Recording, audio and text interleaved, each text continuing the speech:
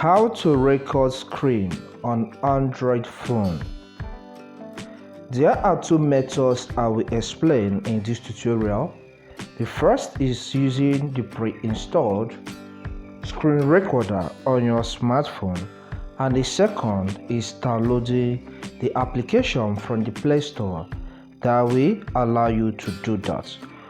To use the inbuilt feature on an Android phone, swipe down through the app, okay, then swipe towards the right or left, depends on the configuration of your phone.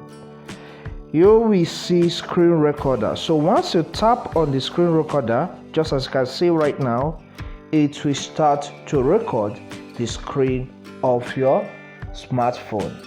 When you are done with that, you can still swipe down and then tap on the screen recorder for it to stop recording.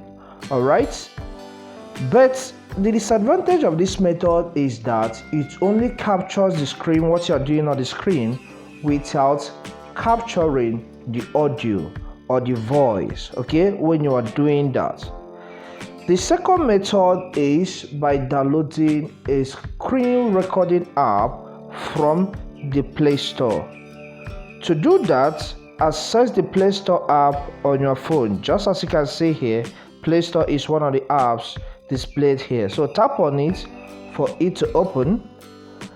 As the Play Store app opens, search for screen recorder.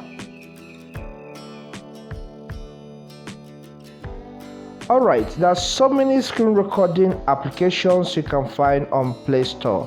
Okay, so there are so many, but I prefer or recommend the use of screen recorder X recorder, which is here. So once you tap on it, tap on the install button for the application to start installing on your device.